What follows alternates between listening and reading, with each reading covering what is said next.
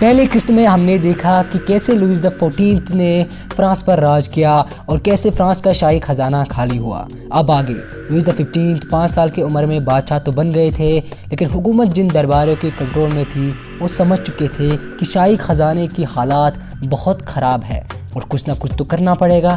چنانچہ خرچے کم کرنے کے لیے اقدامات شروع کیے گئے، اور ایک اقدامات تو یہ تھا کہ شاہی استبل سے آدھے سے زیادہ گھوڑے بیچ دیے جائیں۔ چنانچہ گھوڑے بیچ بھی دیے گئے، لیکن اس واقعہ کی خبر فرانس کے مشہور فلاسفر وولٹیر کو بھی ہو گئی۔ وولٹیر نے طنز کرتے ہوئے کہا کہ گھوڑے بیچنے کے بجائے اگر شاہی دربار سے آدھے گدھے نکال دیے جاتے تو بہتر ہوتا۔ وولٹیر نے یہ تو کہہ دیا، لیکن یہ آزادی کا دور تو نہیں تھا کہ وہ حکومت کو بھلا برا کہے اور وہ چپ چاپ رہے۔ وولٹیر کو اریسٹ کیا گیا اور اسے بستیل کے قلعے میں بند کر دیا گیا، لیکن وہ وولٹیر بھی کیا جو ڈر جائے۔ وولٹیر نے 1 سال تک لکھنا بند نہیں کیا، وہ لگاتار حکومت کے خلاف ورود کرتا رہا۔ جب لوئس دی 15 نے بڑے ہو کر حکومت سنبھالی تب تک شاہی خاندان کی عزت مٹی میں مل چکی تھی۔ اس سب کچھ کے باوجود لوئس دی 15 کو عوام کی محبت بہرحال ملی۔ وہ یوں کہ عوام درباریوں سے نفرت تو کرتی تھی لیکن بادشاہ سے محبت کرتے تھے۔ اس کا وجہ یہ تھا کہ اس زمانے میں یورپ کے لوگ زیادہ پڑھے لکھے ہوئے نہیں تھے، وہ بادشاہ کو اصل میں خدا کا سایہ سمجھتے تھے۔ عوام کی محبت کا اندازہ اس سے لگایا جا سکتا ہے کہ جب بادشاہ 34 برس کے تھے تو شدید بیمار ہو گئے، اتنا بیمار کہ انہیں لگا کہ زندگی کا اب کوئی مقصد ہی نہیں ہے۔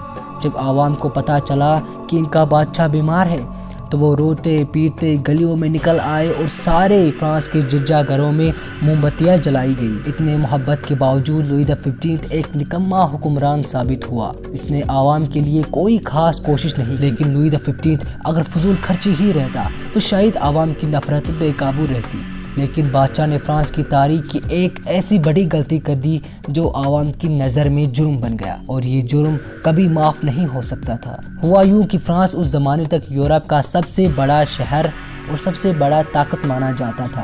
کینیڈا، امریکہ، ویسٹ انڈیز میں اس کی بہت سے کالونیاں تھیں۔ ان کالونیاں سے سارے یورپ کو چینی، کافی، سبزیاں، پھل اور بہت سے دیگر چیزیں فروخت کی جاتی تھی۔ یعنی فرانس اپنے خالی ہوتے ہوئے خزانے کے باوجود بھی ایک دولت مند اور طاقتور ملک سمجھا جاتا تھا۔ چنانچہ اسی طاقت کا نشہ تھا کہ جب فرانس کے ہمسایہ ملک آسٹریا کی جنرل ریاست پرشیا سے جنگ چھڑ گئی تو لوئس دی 15 بھی آسٹریا کی حمایت کے لیے جنگ میں کود پڑا۔ اس دوران اس نے برطانیہ سے بھی جنگ چھیڑ لی۔ جنگ 7 برس یعنی 1763 تک جاری رہی اور اس لیے اسے 7 ایئرس وار کا بھی نام دیا گیا تھا۔ اس جنگ کے دوران یورپ کے ساتھ ساتھ شمالی امریکہ اور ہندوستان میں بھی لڑائیاں لڑی گئی۔ ہندوستان کی مشہوری زمانہ جنگ پلاسی، جس میں بنگال کے نواب سراج الدین دولہ کو انگریزوں سے شکست ہوئی تھی، وہ بھی اسی 7 سالانہ جنگ کی ایک حصہ تھی۔ آپ اسے اس زمانے کا ورلڈ وار بھی کہہ سکتے ہیں۔ بہرحال محل کی رونقیں ویسے ہی برقرار رہی، عوام پر ٹیکس لگائے گئے۔ بادشاہ نے آخری بار اپنے معاملات کو ٹھیک کرنے کی کوشش کی، یہ سوچے بغیر کہ یہ آخری کوشش اس کی آخری بلنڈر بھی ثابت ہو سکتی ہے۔ بادشاہ نے اسی ملک کے ساتھ رشتہ جوڑنے کا فیصلہ کیا جس ملک کا ساتھ دینے سے اسے 7 سالانہ جنگ میں شکست ہوئی تھی۔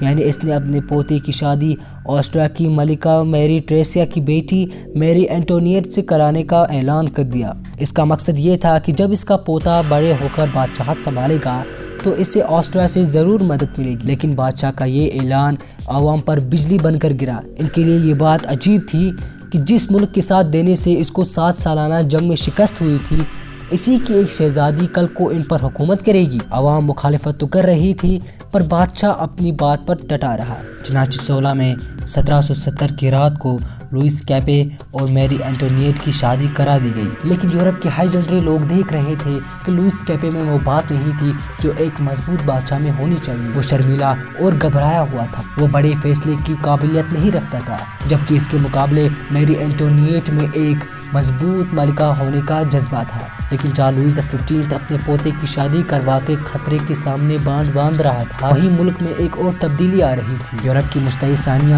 یا رینیسانس کا دور ختم ہو رہا تھا، یعنی آرٹ اور کلچر کی جگہ اب سائنس اور فلسفی کی حکمرانی ہو رہی تھی، اور اس ایج کے 3 بڑے فلاسفر مونٹیسکیو، وولٹیر اور روسو اپنی قلم کی طاقت سے ذہنی انقلاب برپا کر رہے تھے۔ وہ پوچھ رہے تھے کہ انسان آزاد پیدا ہوا ہے تو اسے زنجیروں میں کیوں جکڑا گیا؟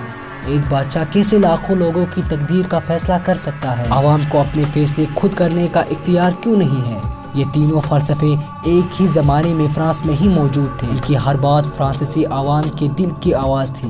یعنی ایک ہی وقت میں تین بڑے فلسفی عوام کو بادشاہت کے خلاف بھڑکا رہے تھے، اور وہ عوام جو صدیوں تک بادشاہ کو خدا کا سایہ سمجھتے رہے تھے، وہ ان فلسفیوں کے ذریعے اب بادشاہ کو آئین طور پر زندگی سے محروم کرنے کے لیے تیار تھے. شاید اسی لیے 19ویں صدی میں چارلس ڈیکنس نے انقلابی فرانس کے بارے میں یہ لکھا تھا کہ یہ روشنی کا موسم تھا، یہ تاریکی کا موسم تھا، یہ امید کی بہار تھی، مایوسی کی خزاں تھی. لوئس XV نے اپنے پوتے اور دلہن کو آنے والے خطرے کے لیے تیار کرنے کے بجائے انہیں بھی شکاروں پر ساتھ لے جانا شروع کر دیا. لوئس کیپے کو بھی اچانک سے حکومت کا بوجھ اٹھانا پڑا. ہوا یوں کہ ایک دن بادشاہ بیماری کے باوجود شکار کھیلنے چلا گیا، لیکن طبیعت زیادہ بگڑنے کی وجہ سے اس کے محافظ اس کو محل واپس چھوڑ کر آ گئے. روز اس کا علاج ہوتا رہا، لیکن بیماری بھاگنے کا نام نہیں لے رہی تھی. ایسے چیچک کے دانے نکل کر آئے تھے، جو دیکھ لیتا وہ منہ پھیر لیتا. ورسائی کے شاہی محل میں کسی کو بھی اس تباہی کا اندازہ نہیں تھا کہ بادشاہ کے جانے کے بعد کیا ہونے والا ہے. بیمار بادشاہ کہا کرتا تھا، میرے مرنے کے بعد سب ڈوب جائے گا.